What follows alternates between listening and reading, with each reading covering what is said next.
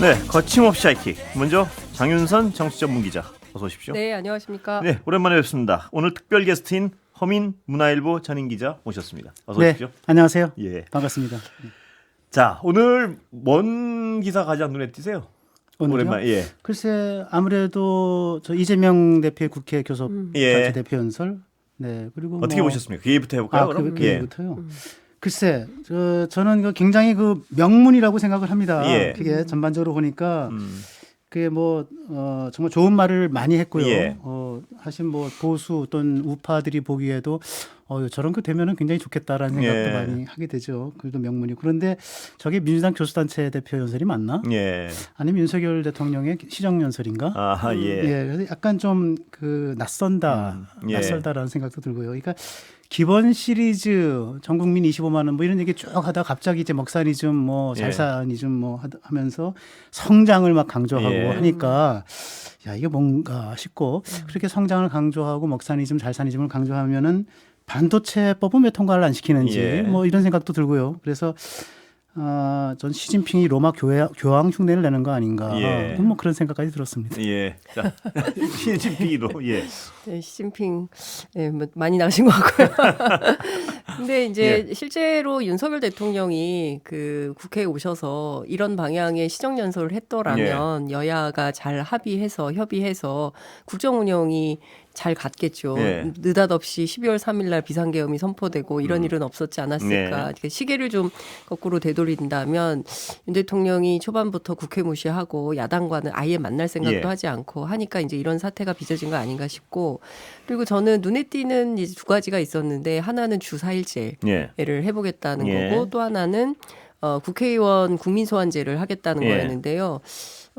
주 4일제는 어쨌든 유럽 복지국가들이 다 가는 모델이니까 우리도 그 방향으로 가는 게 맞고 AI 시대 때 노동은 줄이고 삶은 윤택해지는 저녁이 있는 삶, 예. 주말이 있는 삶, 이런 물론 이제 자영업자들은 좀 반대하시고 주 5일 해도 되는 거 아니냐, 계속 쉬면 어떡하냐, 이런 비판 담론도 있긴 합니다만 큰 틀에서는 그 방향으로 가는 게 옳지 않나 싶고.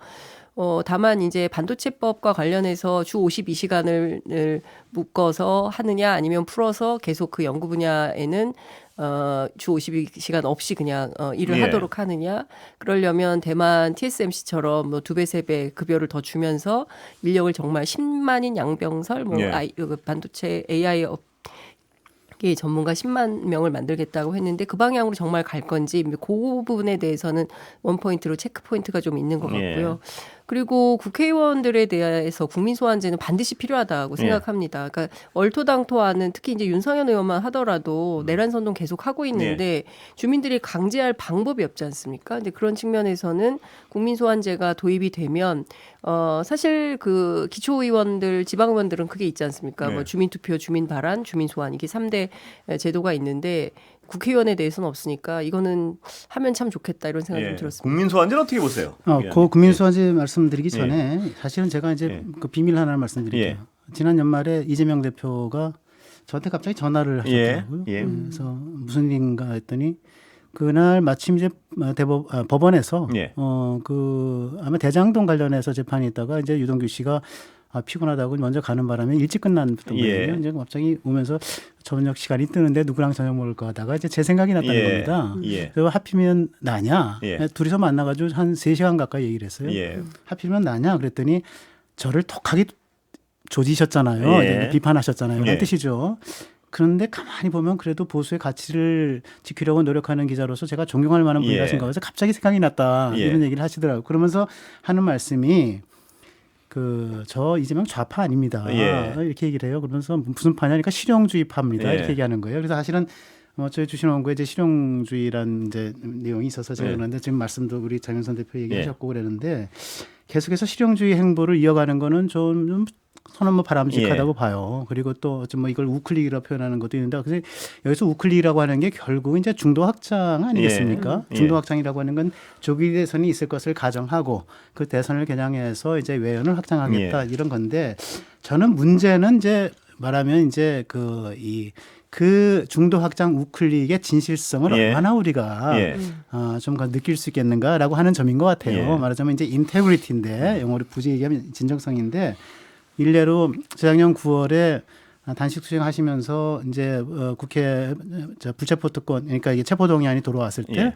20며칠을 단식 투쟁하셨잖아요. 그러면서 결국은 예상을 깨고 이제 이게 이 기각 반대해달라라는 메시지를 하면서 뭐라고 했냐면 윤석열 정부 검찰 정권의 이 폭주 열차를 이렇게 국회 앞에서 멈춰달라 예. 이러면서 반대를 호소했거든요. 예. 그런데 이제 찬성표가 더 많아서 이제 불체포 특권이 이제 허용이 없이 이게 이제 체포영장 심사로 넘어갔는데 불체포 특권 포기를 그 대선 때 공약을 했고 공사석에서 이런저런 기회를 통해서 그렇게 공약을 했는데 결국은 그것을 안 지켰거든요. 예. 근데 이것도 저는 인테그리티에 문제가 있다. 진정성에 문제가 있다. 그래서 유권자가 얼마나 이 우클릭에 저 중도 확장을 위한 이재명 대표의 이러한 이제 뭐랄까 실용주의 노선에 예. 얼마나 진정성을 느끼고 있는지는 저는 좀 스스로 좀 퀘션을 가질 필요가 예. 있다. 예. 저는 그렇게 생각합니다. 네. 예. 허민 선배 부럽습니다. 예. 이재명 대표 전화도 안 오고요. 아니 총선 전에 밥 먹자고 하지도 총선 전에 않고요. 인터뷰한 거를 3시간 만나주지도 않고요. 취재 편의점 가서 인터뷰한 걸 제가 아니요. 봤는데 취재 편의점 그 전화로만 했고 저는 이제 길거리 전화로 쫓아다니면서 하셨구나. 마이크를 대도 네. 말씀도 잘 안 하시고 네. 하여간 이제 그 보수지 기자들에 대한 애정이 더 네. 많으신 모양입니다. 하여튼 섭섭하신가 보네요, 진짜. 네. 아니 뭐 저희는 잘 뭐 인터뷰 요청해도 잘 안 하시고 네. 하셔가지고 네, 여하튼 저는 그 진정성과 관련해서는 뭐 충분히 보수 진영에서는 뭐 문제 제기할 만하다고 생각합니다. 다만 그것은 진보 진영에서도 마찬가지인 것 네. 같습니다. 그러니까 특히 이제 중도 확장이라는 특히 이제 실용주의 예. 가 고무줄은 아니지 않습니까? 예. 그리고 이제 기본 노선과 기본 가치는 이제 가져가야 되는 큰 틀거리가 있는데 최근 들어서 중도 확장론을 얘기하면서 이제 언론 보수지들이 주로 표현하는 우클릭을 계속하고 있는데 사실 당내에서도 조금 이견이 있는 것 네. 같아요. 특히 이제 그 지난번에 금투세를 비롯해서 여러 가지 이제 조세제도와 관련해서는 기본적으로 소득 있는 곳에 과세를 해야 네. 된다는 기본 원칙, 조세정의 원칙의 큰 틀에서 벗어나지 않는 방향으로 가는 것이 중산층과 서민의 정당을 표방하는 민주당의 기본 노선이어야 한다. 네. 근데 이 가치가 흔들리면 우리는 왜 이재명을 선택해야 하는 것인가에 대한 의문부호가 찍히는 것이 사실 네. 아니냐. 이제 그런 측면에서는 이재명 대표가 조금 더 확실한 자기 노선을 좀 보여줄 필요는 있겠다라는 생각이 좀 들기도 하고요.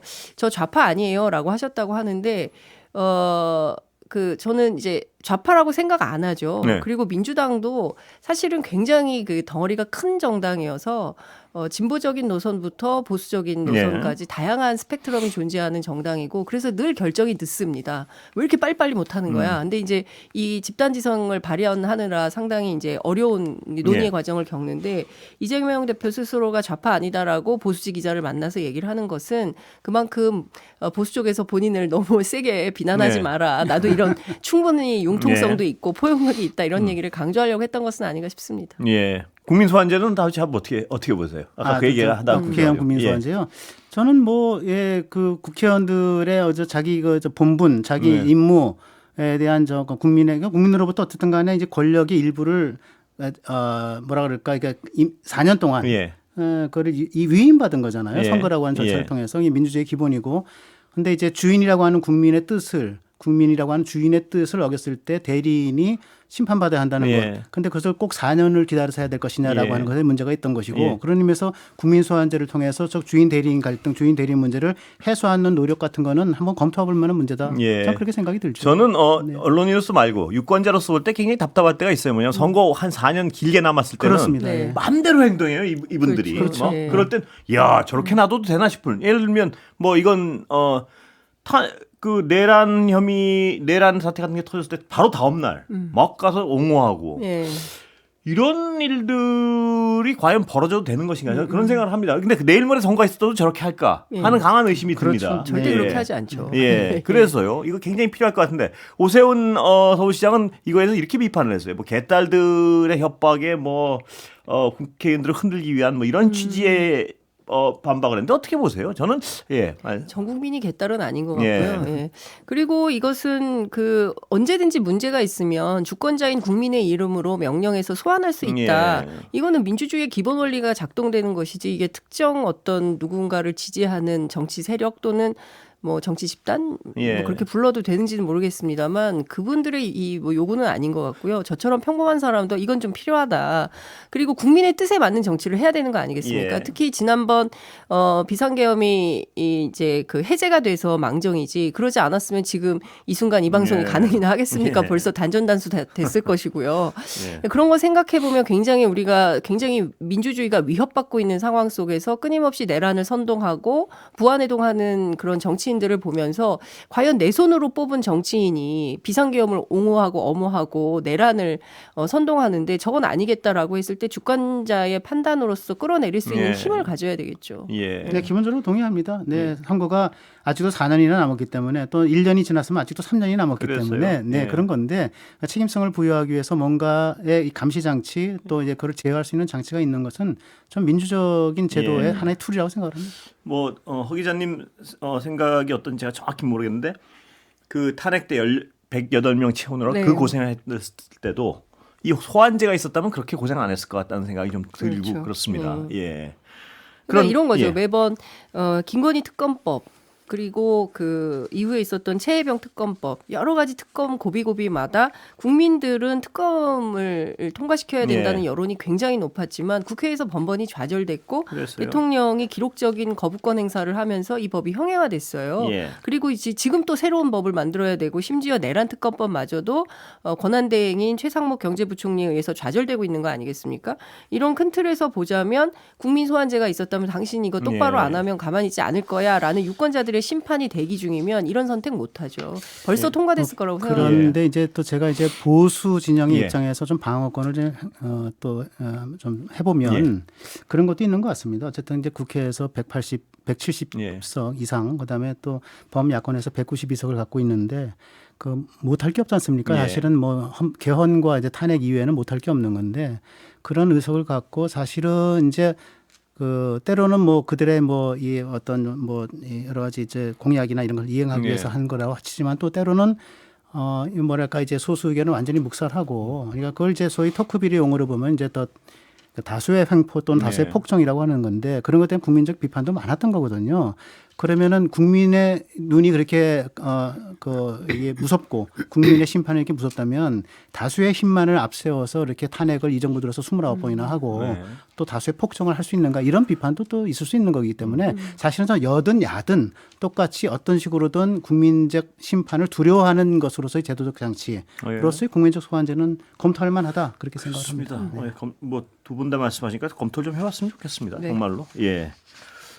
아까 모두에 말씀드렸지만 선거가 멀 때는 너무 유권자 눈치를 안 보는 것 같아서요. 뭐 여야를 떠나서요. 그렇습니다. 예. 선거가 예. 뭐 선거 끝난 직후에는 정말 마음대로 하는 것 같아서요. 예, 그렇습니다. 자, 그런데 지금 이제 여당 상황 좀 여쭤보겠습니다. 뭐냐면 이 의원들 계속 윤 대통령 접견하고 메시지 실어나르고 이런 상황 어떻게 보세요, 기자님? 예.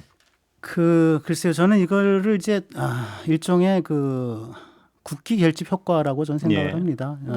그러니까 랠리 라운드 내셔널 플래그 이펙트인데, 그러니까 위기나 전쟁 같은 것이 있을 경우에 국기를 중심으로 해서 애국심을 고취시키는 건데, 어쨌든 보수 입장에서 보면 탄핵이라고 하는 거는 박근혜 전 대통령 탄핵 당시에도 그랬지만은 탄핵 이후에 보수는 괴멸이거든요. 예. 27년도에 탄핵되고 대선에서 괴멸했죠. 예. 그다음에 17년도죠. 그다음에 18년도 지방선거에서 괴멸했죠. 20년도 총선에서 괴멸됐죠. 그러니까 쭉 그 3연속 그 전국 단위의 선거에서 괴멸해서 보수의 이제 패족화를 했기 때문에 거기에 대한 이제 반성이 있는 거고. 네. 그래서 이래서는 안 되겠다 싶어. 요것이 하나 있고 그다음에 또 하나는 지금 뭐 민주당 내에서도 이제 뭐 또 비명계에서는 이제 비판이 많이 있는 건데 소위 이제 총선 때 어쨌든 간에 이제 비명 행사, 친명 행제라고 하는 걸 통해서 이제 친명 일사불란한 대우를 구축한 이재명 체제, 대체 불가능한 야당 대선 후보 아니겠습니까? 근데 저 이재명 체제로서 지금 사법 리스크를 안고 2심이 혹시 선거법 위반이 나오면은 그 상투투성의 대선 후보를 갖고 할 수 있는가라고 하는 건 야당 내에서도 나오는데 좀 소위 비호감이 높은 이재명 대표를 우리가 과연 저 많은 국회의원 숫자를 거느린 민주당의 정권까지 든다면 어떻게 될 것인가라고 하는 이런 것들 때문에 저는 국기 결집 효과가 좀 불러일으켜서 그래서 이제 뭉치는 그런 효과를 좀 가져오고 있는 것 아닌가 저는 좀 그렇게 해석을 하고 있습니다. 이제 그러니까 보수의 입장에서 플래그 이펙트가 필요한지는 모르겠습니다. 그런데 그러면 윤석열 피고인을 플래그라고 할 수 있냐 보수에 이를테면 표대이자 상징이자 그런 주체로 비상계엄을 느닷없이 선포하고 국가의 평온을 해치고 계엄군이 유리창을 깨고 국회를 침탈하고 그리고 이어진 수많은 과정 속에서 헌법재판소에서 이어지는 거짓말 행렬 이런 것들을 볼 때 제가 보기에는 보수 스스로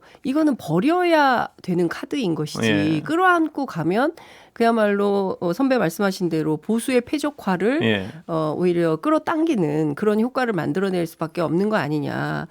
저는 그 윤석열이라는 상징을 그냥 끌어안고 가는 것은 보수로서 굉장히 참담한 생각이 들 것 같거든요. 저는 뭐 그런 시각이 충분히 있을 수 있다고 보고 저 일정 정도 또 동의하는 부분도 있어요. 근데 문제는 뭐냐면 전 2시간짜리 저로서도 굉장히 놀랬고 그다음에 그 뭐 실제로는 이제 2시간밖에 진행이 되지 않지 않았습니까? 비상계엄이. 그다음에 엉성한 이 비상계엄이 가져다 준 전 효과가 있다고 봅니다. 그러니까 국민들이 헌법에 비상계엄은 어떻게 되어 있지? 헌법에 대통령의 권한은 뭐지? 국회의 권한은 뭐고? 헌법재판소의 권한은 뭔가? 또 자유민주주의 헌법의 법치주의는 어떻게 된 거지?